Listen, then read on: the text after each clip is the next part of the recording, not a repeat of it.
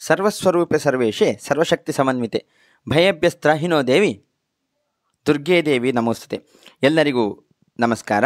ಉಪನಿಷತ್ ಕಥಾವಲಿಯಲ್ಲಿ ಇಂದು ಇನ್ನೊಂದು ವಿಚಾರವನ್ನು ನಾವು ಕೇಳೋಣ. ಒಂದು ದಿನ ಬೆಳಗ್ಗೆ ಯಾಜ್ಞವಲ್ಕ್ಯ ಮುನಿಯು ತನ್ನ ಪ್ರೀತಿಯ ಹೆಂಡತಿಯಾದ ಮೈತ್ರೇಯಿಗೆ, ನಾನು ಇನ್ನು ಬೇಗನೆ ಸನ್ಯಾಸಾಶ್ರಮವನ್ನು ಸ್ವೀಕರಿಸುವೆನು. ಅದಕ್ಕೂ ಮುಂಚೆ ನನ್ನ ಆಸ್ತಿಯನ್ನೆಲ್ಲ ಕಾತ್ಯಾಯಿನಿಯ ಮತ್ತು ನಿನ್ನ ನಡುವೆ ಸರಿಯಾಗಿ ಹಂಚಿಬಿಡುವೆನು. ಅಂದರೆ ಮುಂದೆ ಮತ್ತೆ ಕಾದಾಟ ಬೇಡ ಎಂದು ನುಡಿದನು. ಆ ಮುನಿಗೆ ಕಾತ್ಯಾಯಿನಿ ಮತ್ತು ಮೈತ್ರೇಯಿ ಎಂಬ ಇಬ್ಬರು ಹೆಂಡತಿಯರು. ಅವರಿಬ್ಬರಲ್ಲಿ ಮೈತ್ರೇಯಿಯು ಒಳ್ಳೆ ಜಿಜ್ಞಾಸುವು ಮತ್ತು ಉಚ್ಚಧ್ಯೇಯವುಳ್ಳವಳು.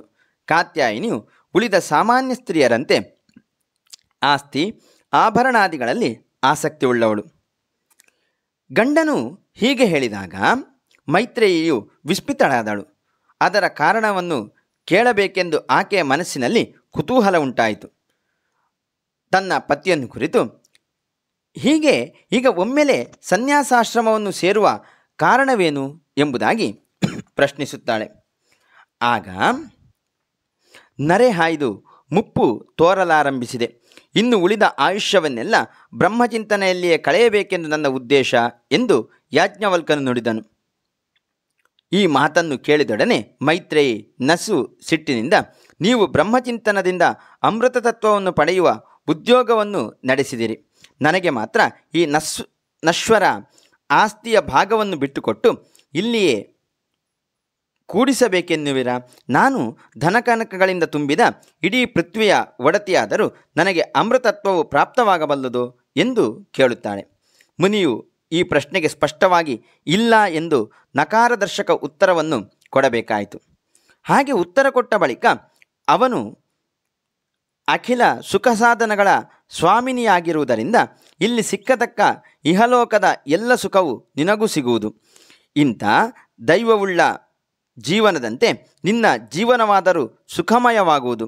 ಅಮೃತತ್ವವು ಮಾತ್ರ ಅದರಿಂದ ದೊರಕಲಾರದು. ಧನದಿಂದ ಅಮೃತ ಜೀವನವು ದೊರೆಯಲಿಕ್ಕೆ ಅದೇನು ಪೇಟೆಯಲ್ಲಿ ಮಾರಾಟಕ್ಕಿತ್ತ ವಸ್ತುವಲ್ಲ. ವಿತ್ತದಿಂದ ಅಮೃತತ್ವವನ್ನು ಪಡೆಯಲಿಚ್ಛಿಸುವುದೆಂದರೆ ಮೃಗಜಲದಿಂದ ನೀರಡಿಕೆಯನ್ನು ಆರಿಸಲು ಯತ್ನಿಸಿದಂತೆಯೇ ಎನ್ನುತ್ತಾನೆ. ಇದೇ ಮಾತು ನಿಜವಿದ್ದರೆ ನೀವು ಕೊಡಮಾಡಿದ ಧನ ಸಂಪತ್ತನ್ನು ಕೈಕಟ್ಟಿಕೊಂಡು ನಾನೇನಾದರೂ ಮಾಡುವುದು? ಅಮೃತ ಪದವಿಯನ್ನು ಪಡೆಯುವ ಪಥವನ್ನೇ ನನಗೆ ಹೇಳಿರಿ, ಅದೇ ನನಗೆ ಬೇಕಾದದ್ದು. ನಿಮಗೆ ಗೊತ್ತಿದ್ದ ಬ್ರಹ್ಮಜ್ಞಾನವನ್ನು ನನಗೆ ನಿವೇದಿಸಿರಿ ಎಂದು ಉತ್ಸುಕಳಾದ ಮೈತ್ರೇಯಿಯು ಜ್ಞಾನಯಾಚನೆಯನ್ನು ಮಾಡಿದಳು. ತನ್ನ ಪತ್ನಿಯು ಈ ರೀತಿಯಾಗಿ ನುಡಿದಾಗ ಮುನಿಯು ಸಂತುಷ್ಟನಾದನು. ತನ್ನ ಧರ್ಮಪತ್ನಿಯು ತನಗೆ ಇಷ್ಟು ಸಮಾನಶೀಲರಿರುವುದನ್ನು ಕಂಡು ಯಾವ ಗಂಡನಿಗೆ ತಾನೇ ಸಂತೋಷವಾಗಲಿಕ್ಕಿಲ್ಲ? ಕೂಡಲೇ ನನಗೆ ಇಷ್ಟವಾದುದನ್ನೇ ನೀನು ನುಡಿದಿರುವಿ. ನೀನು ನನಗೆ ಬಹಳ ಬೇಕಾದವಳು. ಇತ್ತ ಬಾ, ನನ್ನ ಸಮೀಪದಲ್ಲಿ ಕುಳಿತುಕೊಳ್ಳು. ನಿನಗೆ ಜ್ಞಾನವನ್ನು ಹೇಳುವೆನು, ಚಿತ್ತಗೊಟ್ಟು ಕೇಳು. ಬಳಿಕ ಅದರ ನಿಧಿಧ್ಯಾಸ ಮಾಡು. ಅಂದರೆ ನಿನಗೆ ಆ ಜ್ಞಾನದ ಸಾಕ್ಷಾತ್ಕಾರವಾಗುವುದು ಎಂದು ಆಕೆಯನ್ನು ತನ್ನ ಬದಿಗೆ ಕರೆದುಕೊಂಡು ಬೆನ್ನ ಮೇಲೆ ಕೈಯಾಡಿಸಿ ಕಣ್ಣಲ್ಲಿ ಕಣ್ಣಿಟ್ಟು ಆತ್ಮಜ್ಞಾನವನ್ನು ಹೇಳಲಾರಂಭಿಸಿದನು. ಯಥಾರ್ಥ ವಿಚಾರ ಮಾಡಿ ನೋಡಿದರೆ ಪ್ರತಿಯೊಬ್ಬ ವ್ಯಕ್ತಿಯು ಸತತ ತನ್ನ ಆತ್ಮನನ್ನೇ ಅರಸುತ್ತಿರುವನು. ಅವನು ಬೇರೆ ಬೇರೆ ಸುಖಗಳ ಬೆನ್ನು ಬಿದ್ದಂತೆ ಕಂಡರೂ ನಿಜವಾಗಿ ಅವನು ಆತ್ಮನನ್ನೇ ಅರಸುತ್ತಾನೆ. ಯಾಕೆಂದರೆ ಆತ್ಮನು ದೊರೆಯುವ ತನಕ ಅವನು ಹಿಂತಿರುಗುವುದಿಲ್ಲ ಮತ್ತು ಆತ್ಮನು ದೊರೆತ ಬಳಿಕ ಒಂದು ಕ್ಷಣವಾದರೂ ಅವನು ಉಳಿಯುವುದಿಲ್ಲ. ಹೆಂಡತಿಯು ಗಂಡನನ್ನು ಪ್ರೀತಿಸುವುದು ಗಂಡನ ಇಚ್ಛೆಯಿಂದಲ್ಲ, ಗಂಡನು ತನಗೆ ದೊರೆಯಬೇಕೆಂಬ ಇಚ್ಛೆಯಿಂದಲ್ಲ, ಆದರೆ ಅಲ್ಲಿ ತನ್ನ ಆತ್ಮನು ತನಗೆ ದೊರೆಯಬೇಕೆಂಬ ಇಚ್ಛೆಯಿಂದ. ಗಂಡನು ಹೆಂಡತಿಯನ್ನು ಪ್ರೀತಿಸುವುದು ಹೆಂಡತಿಯ ಇಚ್ಛೆಯಿಂದಲ್ಲ, ಆದರೆ ಅಲ್ಲಿ ತನ್ನ ಆತ್ಮನು ತನಗೆ ದೊರೆಯಬೇಕೆಂಬ ಇಚ್ಛೆಯಿಂದ. ತಂದೆ ತಾಯಿಗಳು ಮಕ್ಕಳನ್ನು ಪ್ರೀತಿಸುವುದು ಮಕ್ಕಳ ಪ್ರೀತಿಯ ಮೂಲಕವಲ್ಲ, ಆದರೆ ಅವರಲ್ಲಿ ತಮ್ಮ ಆತ್ಮನು ತನಗೆ ದೊರೆಯಬೇಕೆಂಬ ಇಚ್ಛೆಯಿಂದ. ಮನುಷ್ಯನು ಧನವನ್ನು ಪ್ರೀತಿಸುವುದು ಆ ಧನದ ಮೂಲಕವಲ್ಲ, ಆದರೆ ಆ ಧನವು ಮುಖಾಂತರವಾಗಿ ತನ್ನ ಆತ್ಮನು ತನಗೆ ದೊರೆಯಬೇಕು ಎಂಬ ಇಚ್ಛೆಯಿಂದ. ಮನುಷ್ಯನು ಶ್ರೇಷ್ಠ ಲೋಕಗಳನ್ನು ಇಚ್ಛಿಸುವುದು ಆ ಲೋಕಗಳಿಗಾಗಿ ಅಲ್ಲ, ಆದರೆ ಅವುಗಳಲ್ಲಿ ತನ್ನ ಆತ್ಮನು ದೊರೆಯಬೇಕೆಂದು ಹವಣಿಕೆಯಿಂದ. ಮನುಷ್ಯನು ದೇವತೆಗಳನ್ನು ಪ್ರೀತಿಸುವುದಾದರೂ ಆ ದೇವತೆಗಳ ಸಹಾಯದಿಂದ ತನ್ನ ಆತ್ಮನ ಪ್ರಾಪ್ತಿಯು ತನಗೆ ಆಗಬೇಕೆಂಬ ಇಚ್ಛೆಯಿಂದ. ಭೂತ ಮಾತ್ರಗಳನ್ನು ಪ್ರೀತಿಸುವುದಾದರೂ ಇದೇ ಆಶೆಯಿಂದ. ಅವುಗಳ ಮುಖಾಂತರ ತನ್ನ ಆತ್ಮನು ತನಗೆ ದೊರೆಯಬೇಕೆಂಬ ಆಶೆ ಈ ಮಾನವನಿಗೆ. ತಾತ್ಪರ್ಯವೇನೆಂದರೆ, ಸೃಷ್ಟಿಯಲ್ಲಿಯ ಯಾವುದೇ ವಸ್ತುವನ್ನು ಮನುಷ್ಯನು ಪ್ರೀತಿಸಿದರೂ ಅದು ತನ್ನ ಆತ್ಮನ ಅರಿವು, ಆತ್ಮನ ಸಾಕ್ಷಾತ್ಕಾರ ತನಗೆ ಪೂರ್ಣ ಆಗಬೇಕು ಮತ್ತು ಅದು ಆ ಪ್ರೀತಿಯ ವಸ್ತುವಿನ ಸಹಾಯದಿಂದ ಆಗಬೇಕು ಎಂಬ ಗುಪ್ತ ಗೂಢ ಭಾವನೆಯಿಂದಲೇ. ಸಕಲರು ಸತತ ಶೋಧಿಸುತ್ತಿರುವ ಆ ಆತ್ಮವಸ್ತುವಿನ ಮೂಲ ಸ್ವರೂಪವನ್ನು ನಾವು ಅರಿಯತಕ್ಕದ್ದು. ಆ ಆತ್ಮನೇ ನೋಡಲಿಕ್ಕೆ ಯೋಗ್ಯವಾದಂಥ ವಸ್ತು, ಕೇಳಲಿಕ್ಕೆ ಯೋಗ್ಯವಾದಂಥ ವಸ್ತು, ವಿಚಾರಿಸಲಿಕ್ಕೂ ಅವನೇ ಯೋಗ್ಯನು, ನಿಧಿನ್ಯಾಸ ಮಾಡಲಿಕ್ಕೂ ಯೋಗ್ಯವಾದವನು ಅವನೇ. ಮೈತ್ರೇಯಿ, ಆ ಆತ್ಮವಸ್ತುವನ್ನು ನೋಡುವುದರಿಂದ, ಕೇಳುವುದರಿಂದ, ಬಗೆಯುವುದರಿಂದ, ಪೂರ್ಣ ತಿಳಿದುಕೊಳ್ಳುವುದರಿಂದ ಮಿಕ್ಕ ಎಲ್ಲ ವಿಶ್ವ ಪದಾರ್ಥಗಳ ಜ್ಞಾನವಾಗುವುದು. ಆ ಆತ್ಮನ ಮಹಿಮೆಯನ್ನು ಎಷ್ಟೆಂದು ಹೇಳಲಿ?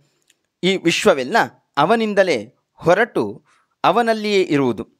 ಸಮಾಜದ ಮುಖ್ಯ ಘಟಕಗಳಾದ ಮತ್ತು ತಮ್ಮ ನಿಯತ ಸ್ವಕರ್ಮಾಚರಣೆಯಿಂದ ಸಮಾಜವನ್ನು ಸುಸ್ಥಿತಿಯಲ್ಲಿಡಲಾರಂಭಿಸಿದ ಕಾರಣೀಭೂತವಾದ ಬ್ರಾಹ್ಮಣ, ಕ್ಷತ್ರಿಯ, ವೈಶ್ಯ, ಶೂದ್ರ ವರ್ಣಾದಿಗಳು ಈ ಆತ್ಮನಲ್ಲಿಯೇ ಇರುವವು. ಸ್ವರ್ಗ, ಮರ್ತ್ಯ, ಪಾತಾಲಾದಿ ಲೋಕಗಳು ಈ ಆತ್ಮನನ್ನು ಬಿಟ್ಟು ಹೋಗುವುದಿಲ್ಲ. ಅದೇ ಪ್ರಕಾರ ಇಂದ್ರ, ವರುಣಾದಿ ನಾನಾ ದೇವತಾಸ್ವರೂಪಿಯಾದ ನಿಸರ್ಗ ಶಕ್ತಿಗಳು ಆತ್ಮನನ್ನು ಹೊರತಾಗಿ ಇಲ್ಲ. ಸಕಲ ವಿವಿಧ ಭೂತಮಾತ್ರಗಳು ಆತ್ಮಗತವೇ ಇರುವವು.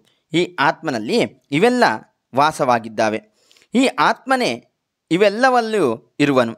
ಆತ್ಮವನ್ನರಿತುಕೊಂಡರೆ ಎಲ್ಲವನ್ನೂ ಅರಿತುಕೊಂಡಂತೆ. ಇದಕ್ಕೆ ದೃಷ್ಟಾಂತವೆಂದರೆ, ಒಂದು ದೊಡ್ಡ ದುಂದುಬಿಯು ಬಾರಿಸಲಾರಂಭಿಸಿತೆಂದರೆ ಅದರಿಂದ ಹೊರಡುವ ಧ್ವನಿಯ ಅನಂತ ತೆರೆಗಳು ವಾಯುವನ್ನು ತುಂಬಿಬಿಡುವವು.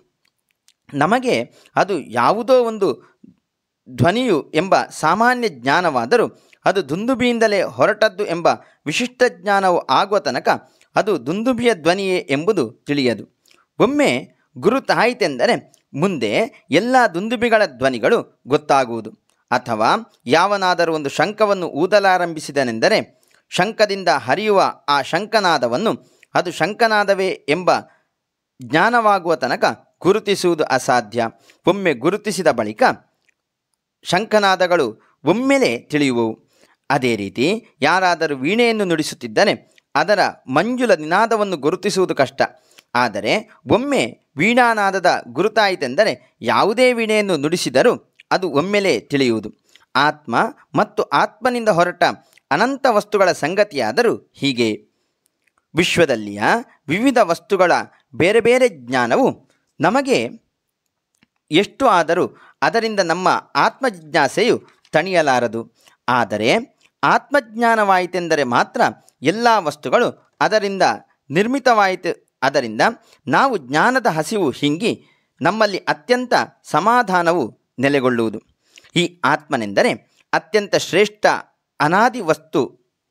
ಹಸಿಯ ಹುಲ್ಲಿನಿಂದ ಹೊತ್ತಿಸಲ್ಪಡುತ್ತಿರುವ ಅಗ್ನಿಯಿಂದ ಬಗೆಯ ಬಗೆಯ ಹೊಗೆಯ ಮೊತ್ತಗಳು ಮೇಲಕ್ಕೇರುವಂತೆ ಈ ಮಹಾವಸ್ತುವಿನಿಂದ ಋಗ್ವೇದ, ಯಜುರ್ವೇದ, ಸಾಮವೇದ, ಅಥರ್ವವೇದ, ಇತಿಹಾಸ, ಪುರಾಣ ವಿದ್ಯೆಗಳು, ಉಪನಿಷತ್ತುಗಳು, ಶ್ಲೋಕಗಳು, ಸೂತ್ರಗಳು, ವ್ಯಾಖ್ಯಾನಗಳು, ಅನುವ್ಯಾಖ್ಯಾನಗಳು ಮುಂತಾದವುಗಳೆಲ್ಲ ಹೊರಹೊಮ್ಮುವವು.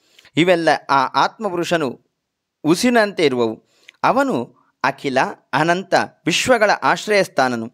ಸಮುದ್ರವೇ ಎಲ್ಲ ನೀರುಗಳ ಒಂದೇ ಒಂದು ಆಶ್ರಯವಿರುವಂತೆ, ತ್ವಕ್ಕೆ ಎಲ್ಲ ಸ್ಪರ್ಶಗಳ ಒಂದೇ ಒಂದೇ ಆಶ್ರಯವಿರುವಂತೆ, ಕಣ್ಣೇ ಎಲ್ಲ ರೂಪಗಳ ಆಶ್ರಯವಿರುವಂತೆ, ವಾಣಿಯೇ ಎಲ್ಲ ವೇದಗಳ ಒಂದೇ ಒಂದು ಆಶ್ರಯವಿರುವಂತೆ ಆತ್ಮನೇ ಎಲ್ಲ ವಿಶ್ವಗತ ವಸ್ತುಗಳ ಪರಮ ಆಶ್ರಯನು. ಕೊನೆಗೆ ಎಲ್ಲವೂ ಮತ್ತು ಎಲ್ಲರೂ ಅವನಲ್ಲಿಯೇ ಲೀನವಾಗತಕ್ಕವರು. ಆತ್ಮನೇ ಎಲ್ಲರ ಪರಮಧಾಮವು, ಅವನೇ ಪರಮಗತಿಯು. ಇನ್ನು ವಿಶ್ವವಸ್ತುಗಳು ಈ ಪರಮಾಶ್ರಯದಲ್ಲಿ ಹೇಗೆ ಲೀನವಾಗುವವು ಇದನ್ನು ಹೇಳುವೆನು ಕೇಳು ಎಂಬುದಾಗಿ ನುಡಿದಂತಹ ಯಾಜ್ಞವಲ್ಕನು ಒಂದು ಉಪ್ಪಿನ ಹರಳನ್ನು ನೀರಿನಲ್ಲಿ ಹಾಕಿದರೆ ಅದು ನೀರಿನಲ್ಲಿ ಕೂಡಿ ತದಾಕಾರವಾಗುವುದು. ಅದು ಆ ಬಳಿಕ ಬೇರ್ಪಡಿಸಲು ಸಾಧ್ಯವಿಲ್ಲ. ಆ ನೀರೆಲ್ಲ ಉಪ್ಪುಪ್ಪು ಆಗುವುದು. ಅದರಲ್ಲಿ ಉಪ್ಪು ಪೂರ್ಣ ಬೆರೆತು ಹೋಗುವುದು. ಅದರಂತೆ ದೃಶ್ಯವಸ್ತುಗಳೆಲ್ಲ ಆ ಪರಮ ವಸ್ತುವಿನಲ್ಲಿ ಲೀನವಾಗುವು. ಸರ್ವಾಶ್ರಯವಾದ ಈ ಮಹಾವಸ್ತು ಅನಂತವೂ ಅಪಾರವೂ ವಿಜ್ಞಾನಘನವೂ ಇರುವುದು. ಆ ಮಹಾನ್ ಆತ್ಮವು ಈ ದೃಶ್ಯಭೂತಗಳೊಡನೆ ಹುಟ್ಟಿದಂತೆ ಮತ್ತು ಅವುಗಳೊಡನೆ ನಷ್ಟವಾದಂತೆ ಕಾಣುವುದು. ಆದರೆ ಭೂತಗಳ ದೃಶ್ಯರೂಪಗಳು ನಾಶವಾದ ಬಳಿಕ ಅದು ಪುನಃ ಮೂಲ ವಿಜ್ಞಾನ ಘನವಸ್ತುವನ್ನು ಸೇರುವುದು. ಅದು ಸಂಜ್ಞಾರಹಿತವಾಗುವುದು. ಇದನ್ನು ಕೇಳಿದ ಮೈತ್ರೇಯಿಯು, ಇದುವರೆಗೆ ನೀವು ನನಗೆ ಹೇಳಿದ ಜ್ಞಾನವು ತಿಳಿಯಿತು, ಆದರೆ ನೀವು ಕಡೆಗೆ ಹೇಳಿದ್ದು ಮಾತ್ರ ಚೆನ್ನಾಗಿ ತಿಳಿಯಲಿಲ್ಲ. ಆ ವಸ್ತುವು ವಿಜ್ಞಾನಗರ ಘನವಿರುವುದೆಂದು ನೀವು ಒಮ್ಮೆ ಹೇಳಿದಿರಿ. ಅಂದ ಬಳಿಕ ಅದು ಸಂಜ್ಞಾರಹಿತವಾಗುವ ಬಗೆ ಹೇಗೆ ಎಂದು ಕೇಳುತ್ತಾಳೆ. ಆಗ ಯಾಜ್ಞವಲ್ಕನು ನಸುನಕ್ಕು, ನಾನು ನಿನಗೆ ತಿಳಿಯದಂತೆ ಹೇಳಿದ್ದೇನೆ, ಒಳ್ಳೆಯದು, ನಾನು ಮತ್ತೆ ವಿವೇಚಿಸುವೆನು ಕೇಳು. ದ್ವೈತವಿದ್ದಲ್ಲಿ, ಅಂದರೆ ಎರಡು ವಸ್ತುಗಳಿದ್ದಲ್ಲಿ ಮಾತ್ರ ಒಂದು ಇನ್ನೊಂದನ್ನು ನೋಡುವುದು, ಒಂದು ಇನ್ನೊಂದನ್ನು ಕೇಳುವುದು, ಒಂದು ಇನ್ನೊಂದನ್ನು ಮಾತನಾಡಿಸುವುದು, ಒಂದು ಇನ್ನೊಂದನ್ನು ಅರಿಯುವುದು. ಆದರೆ ಯಾವಾಗ ಎಲ್ಲೆಲ್ಲಿಯೂ ಆತ್ಮನೊಬ್ಬನೇ ಸ್ಫುರಿಸುವನೋ, ಎಲ್ಲೆಲ್ಲಿಯೂ ಆತ್ಮವಸ್ತುವೊಂದೇ ಇರುವುದೋ, ಅಲ್ಲಿ ಯಾರನ್ನು ಯಾರು ಯಾವುದರಿಂದ ನೋಡಬೇಕು, ಯಾರನ್ನು ಯಾರು ಯಾವುದರಿಂದ ಕೇಳಬೇಕು, ಯಾರನ್ನು ಯಾರು ಯಾವುದರಿಂದ ಅರಿಯಬೇಕು? ಯಾವನು ಇದನ್ನೆಲ್ಲ ಅರಿತಿರುವನೋ ಆ ಆತ್ಮನನ್ನು ಯಾರು ಯಾವುದರಿಂದ ಅರಿಯಬಲ್ಲರು? ಸ್ವತಃ ಜ್ಞಾನ ಸ್ವರೂಪವಿರುವವನನ್ನು ಯಾರು ಹೇಗೆ ಅರಿಯಬಲ್ಲರು? ಈ ರೀತಿ ಪ್ರಶ್ನೆಗಳನ್ನು ಮಾಡಿದಂತೆ ಕಾಣಿಸಿದರೂ ಯಾಜ್ಞವಲ್ಕನು ತನ್ನ ಪ್ರಿಯ ಪತ್ನಿಗೆ ಅವುಗಳ ಮುಖಾಂತರವೇ ಸರ್ವವ್ಯಾಪಿ ಏಕಮೇವಾದ್ವಿತೀಯವಾದ ಪರಮ ಆತ್ಮನ ಜ್ಞಾನವನ್ನು ಹೇಳಿದನು.